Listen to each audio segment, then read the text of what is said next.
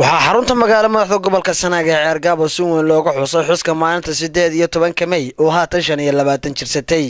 waxaana shacabweynaha gobolka Sanaag si weyn isugu soo baxeen garoonka ciyaaraha ee Daara Stadium ee magaalada Ceergaabo kuwaasi oo ku xidhanaa calanka muuqa dheer ee Somaliland iyadoo ciidamada qaranka ee kala duwan ee gobolka Sanaagna gaado ka ciyaar iyo faqlo ku marayeen halkaasi sidoo kalena waxa ay si weyn isu soo abaabulay dhammaan ballaamaha hay'adaha dawladda ee gobolka Sanaag iyo jaamacadaha gobolka iyagu kuwa ugu cadcadaan madashaasi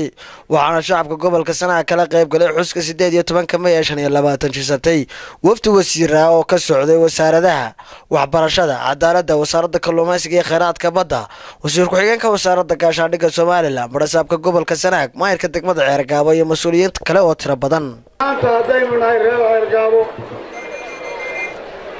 isha ku macallina saacadda wasaaraha waxaanu leenahay إيش هذين محلنا سناك أما مقال مدحضة Ceergaabo عياره هذا يدبال دقيقة وحنو مالينا إياه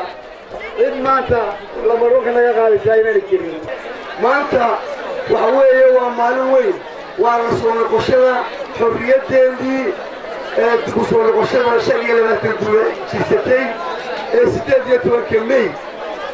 وحاد يا ذو بهالعليا runaantii maalintaasi tilmaamo badan bay leedahay waa maalintii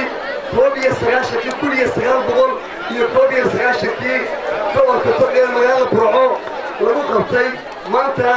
way arkaynaa inta ay leedahay sidoo kalena waxa halkaasi ka hadlay madax dhaqameed xildhibaano iyo dadweyne kale oo aad u tiro badan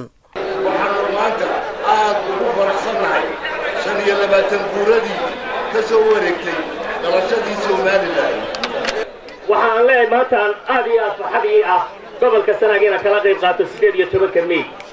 18 May waa sanad guuradii 25aad ee ka soo wareegtay dib loo soo noqoshadii xorriyadii xamar ku luntay ceel gundheer bay ku dhacday halgan iyo haraad baa loo soo maray dadaal dheer iyo dagaal qadhaadh baa loo soo maray 1991 ayaa lagu guuleystay reer Sanaag korintan gaarsiinaya waxa weeye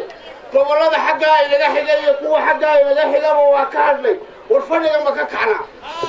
gabagabadina waxa halkaasi madashaasi soo afmeeray wafdii wasiirada ahaa aad baan ugu hambalyeeyaa dadweynaha gobolka Sanaag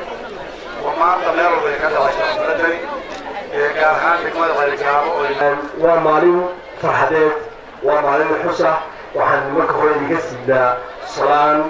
iyo bogaadin madaxweynaha Jamhuuriyadda Somaliland marwadiisa madaxweyne ku-xigeenka Jamhuuriyadda Somaliland marwadiisa golayaasha qaranka ee ka sidnaa waa ka gudoomaysaa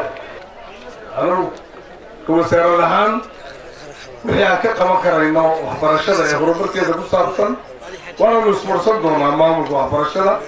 waana ka qaban doonaa wixii jaamacadaha la qaban karo iyo wixii waxbarashada aasaasiga laga qaban karaba in la heli karayo waxba la agran maayo